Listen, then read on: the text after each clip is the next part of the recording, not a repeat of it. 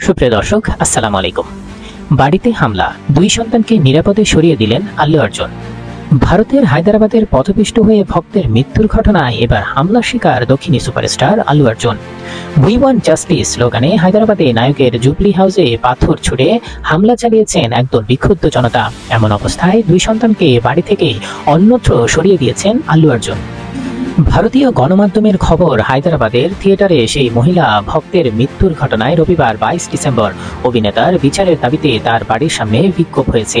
এদিন দুপুরে নায়কের বাড়ির সামনে ঢিল ছুড়ে টপ ভেঙে একেবারে তছনছ করে দেওয়া হয়েছে প্রবেশ পথ। শুধু তাই নয়, নিহতের পরিবারকে 1 কোটি রুপি দেওয়ার দাবিও জানিয়েছেন তারা। উল্লেখ্য, যদিও এর আগে সেই নিহতের পরিবারকে 25 লক্ষ রুপি দিয়ে আর্থিক সাহায্য করেছিলেন আল্লু। তার গ্রেফতারের খবর শুনে নিহতের স্বামীও মামলা তুলে নেওয়ার ইচ্ছা প্রকাশ করেছিলেন। এই দক্ষিণী সুপারস্টারের বাড়ির সামনে সেই ভয়ানক পরিস্থিতির দৃশ্য এখন সামাজিক মাধ্যমে ভাইরাল।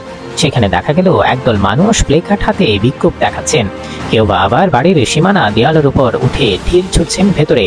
একদল উই ওয়ান্ট জাস্টিস স্লোগান তুলে আল্লুর কুশপুতুল পোড়াচ্ছেন। সেই ঘটনায় স্বাভাবিকভাবে সন্তানদের জন্য চিন্তিত হয়ে পড়েন আল্লু অর্জুন। তাই তড়িঘড়ি করে পরিবারের 2 সদস্যের সঙ্গে সন্তানদের নিরাপদ আশ্রয়ে পাঠিয়ে দিয়েছেন তিনি। সেই ভিডিও ইতিমধ্যে ভাইরাল নেট দুনিয়ায়। দেখা যায় আল্লুর কন্যা আরহা একরাশ চিন্তা নিয়ে গাড়িতে চুপটি করে বসে রয়েছে। ছেলে আরহানও তাই। জানা গেছে 2 সন্তানকে আল্লুর বাবা মা এর কাছে পাঠিয়ে দিয়েছেন আল্লু অর্জুন। দিন কয়েক আগেই সন্ধ্যায় থিয়েটারে ভক্তের মৃত্যুর ঘটনায় গ্রেফতার হন আল্লু অর্জুন। যদিও 50,000 রুপির বন্ডে অন্তর্বর্তীকালীন জামিন পেয়ে ছাড়া পেয়ে যান অভিনেতা, তবে সেই ঘটনার রেশ কিছুতেই পিছু ছাড়ছে না আল্লু অর্জুনের। ধন্যবাদ।